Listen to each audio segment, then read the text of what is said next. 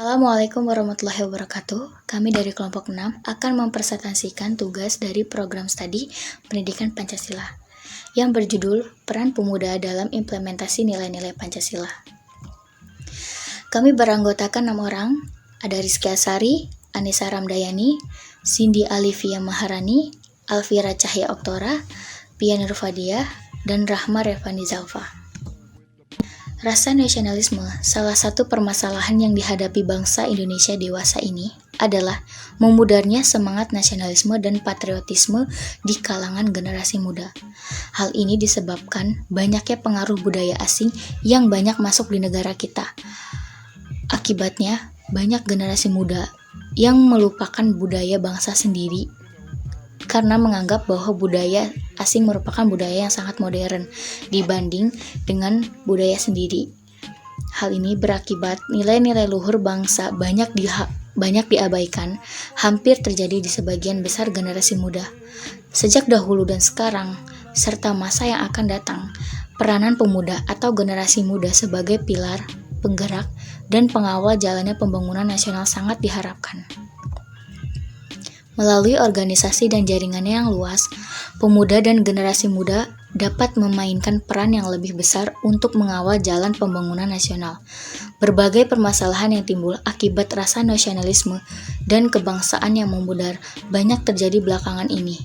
Banyak generasi muda atau pemuda yang mengalami disorientasi, dislokasi, dan terlibat pada suatu kepentingan yang hanya mementingkan dua hal. Yang pertama, diri pribadi dan kelompok, dengan mengatasnamakan rakyat sebagai alasan dalam kegiatannya. Pancasila sebagai dasar dan ideologi negara merupakan hasil kesepakatan Bapak pendiri bangsa ketika negara Indonesia didirikan, dan hingga sekarang di era globalisasi. Negara Indonesia tetap berpegang teguh kepada Pancasila sebagai dasar negara. Sebagai dasar negara, Pancasila harus menjadi acuan negara dalam menghadapi berbagai tantangan global dunia yang terus berkembang. Di era globalisasi ini, peran Pancasila tentulah sangat penting untuk tetap menjaga eksistensi kepribadian bangsa Indonesia. Karena dengan adanya globalisasi, batasan-batasan di antara negara seakan tak terlihat, sehingga berbagai kebudayaan asing dapat masuk dengan mudah ke masyarakat. Hal ini dapat memberikan dampak positif dan negatif bagi bangsa Indonesia.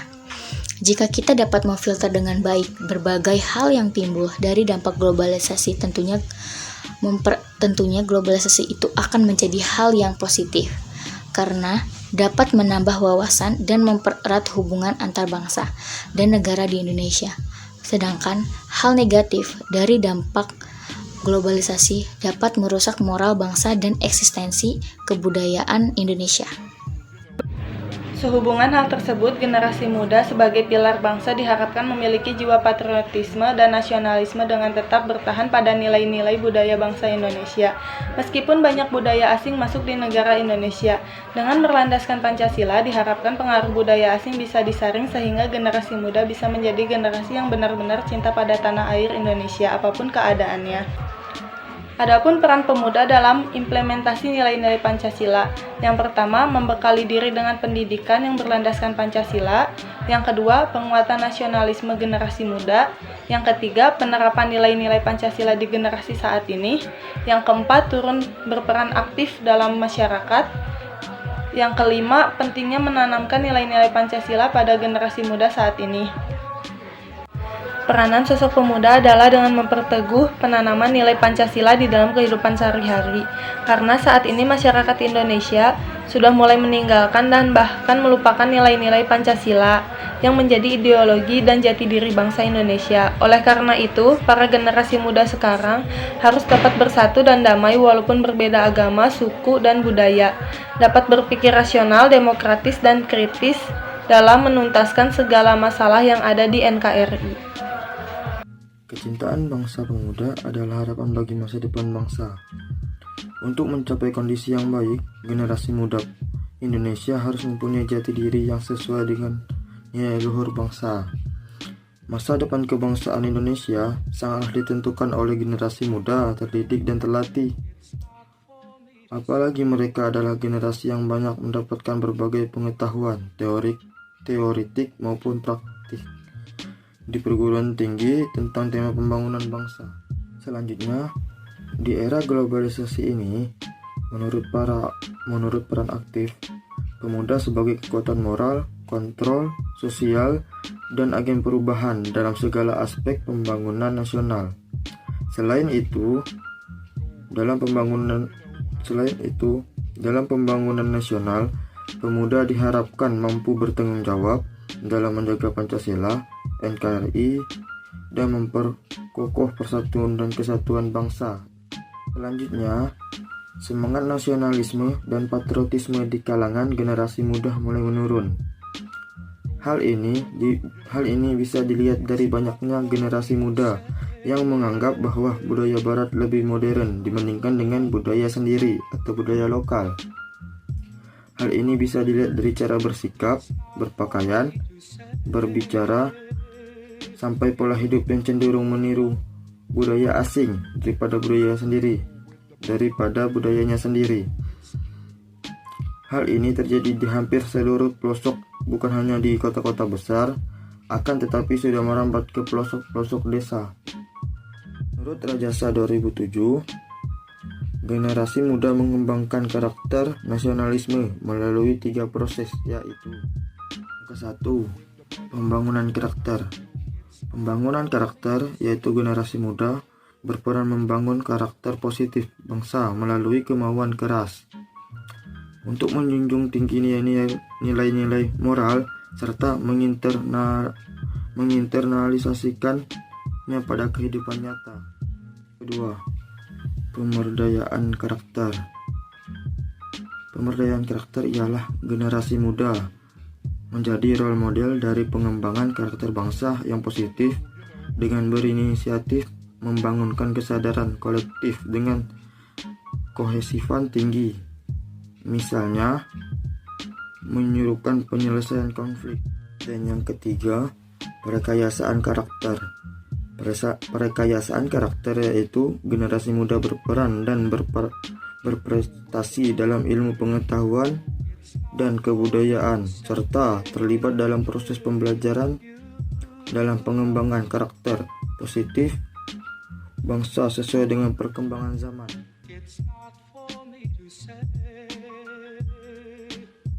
Aspek ekonomi. Para pemuda bangsa Indonesia senantiasa cinta dan bangga serta tanpa malu-malu untuk mengonsumsi produk-produk dalam negeri demi kemajuan ekonomi negara. Kepada para pejabat negara dan kaum swasta yang kaya senantiasa menabung uang dan hartanya di dalam negeri sendiri demi negara dan pembangunan bangsa. Perekonomian Indonesia mempunyai sistem dan moral tersendiri yang bisa dikenali, dan sifat-sifat sistem serta moral ekonomi Indonesia itu memang telah melandasi pedoman aneka perilaku ekonomi perorangan, kelompok-kelompok dalam masyarakat, penguasa, pemerintah, dan negara. Sistem serta moral yang dimaksud bersumber pada ideologi bangsa Indonesia, yaitu Pancasila. Kelima Pancasila menggambarkan secara utuh semangat kekeluargaan atau gotong royong dalam upaya mewujudkan suatu keadilan sosial bagi seluruh rakyat Indonesia. Pancasila sebagai dasar negara dapat diterapkan dalam kehidupan ekonomi bangsa, negara, dan masyarakat sebagai berikut. Yang pertama, ketuhanan yang Maha Esa. Roda perekonomian Indonesia seharusnya dapat digerakkan oleh rangsangan-rangsangan ekonomi, sosial, dan moral. Yang kedua, kemanusiaan yang adil dan beradab. Adanya kehendak yang kuat dari seluruh masyarakat untuk mewujudkan kemerataan sosial sesuai dengan asas-asas kemanusiaan. Yang ketiga, persatuan Indonesia. Prioritas kebijaksanaan ekonomi adalah penciptaan perekonomian nasional yang tangguh, yang berarti bahwa nasionalisme menjiwai setiap kebijakan ekonomi.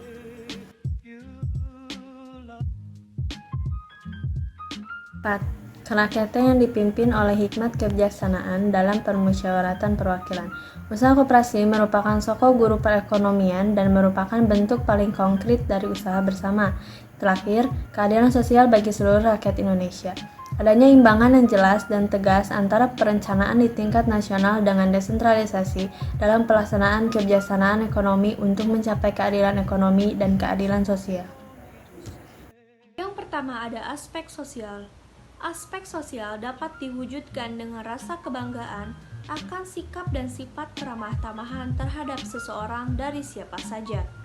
Saling toleransi, tepat salirah, menghargai, ataupun gotong royong untuk kepentingan bersama. Terhadap aspek budaya dan seni, melestarikan nilai budaya yang masih hidup hingga saat ini. Melestarikan lagu-lagu kebangsaan atau bahkan dapat menciptakan lagu-lagu yang berslogan cinta tanah air. Melukis seni peran yang bertajuk semangat juang untuk negara. Dan tentunya berbagai karya-karya seni lainnya yang perlu dikembangkan untuk negara ini. Yang kedua ada aspek politik. Aspek politik adalah rasa nasionalisme juga senantiasa ditumbuhkan dengan melaksanakan demokrasi yang sesuai dengan tuntutan Pancasila sebagai yang telah ditanamkan dalam sila keempat. Pembentukan perilaku moralitas oleh elit politik yang sesuai dengan jiwa Pancasila, yakni memiliki keyakinan terhadap Tuhan Yang Maha Esa, manusiawi, mengutamakan rasa persatuan, bermusyawarah dan mufakat, serta menuju pada terwujudnya keadilan sosial bagi seluruh rakyat Indonesia.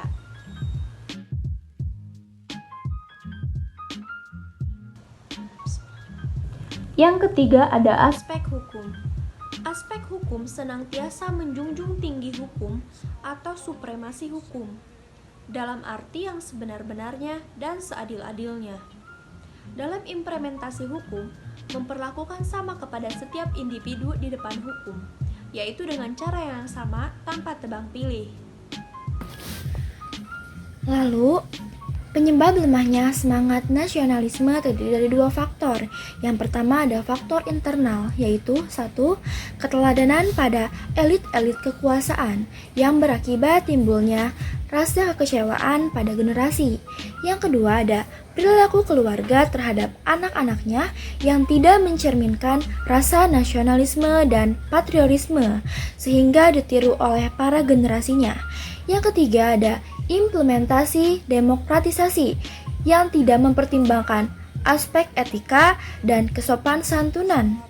Justru yang terjadi adalah unjuk rasa yang mengakibatkan terjadinya frustasi di kalangan pemuda dan hilangnya optimisme, sehingga yang ada hanya sifat malas, egois, instan, dan emosional. Yang keempat, tidak memiliki rasa kompetitif yang disebabkan karena tertinggalnya bangsa Indonesia jika dibandingkan negara lain. Dan yang terakhir ada munculnya kebiasaan yang menganggap bahwa hanya suku tertentu yang sempurna atau etnosentrisme. Penyebab lemahnya semangat nasionalisme yang kedua ada dari faktor eksternal, yaitu 1. Arus globalisasi yang tidak dapat dibendung yang berimbas pada moralitas bangsa. Yang kedua ada pengaruh paham liberalisme Barat dengan mudah merasuki pandangan hidup bangsa Indonesia. Dan yang terakhir ada hilangnya rasa cinta terhadap produk dalam negeri sendiri. Lalu ada upaya menjaga nilai luhur Pancasila. Yang pertama, menempatkan persatuan dan kesatuan, kepentingan dan keselamatan bangsa dan negara di atas kepentingan pribadi atau kepentingan golongan, tidak semena-mena terhadap orang lain. Yang kedua, menunjukkan sikap rela berkorban demi kepentingan bangsa dan negara. Sebagai bangsa Indonesia dan bertanah air Indonesia serta tidak merasa rendah diri. Yang ketiga ada mengakui persamaan derajat, persamaan hak dan kewajiban antara sesama manusia dan sesama bangsa. Menumbuhkan sikap saling mencintai sesama manusia dan mengembangkan sikap tenggang rasa. Cukup sekian dari kelompok 6 Pendidikan Pancasila. Terima kasih dan mohon maaf apabila ada kesalahan.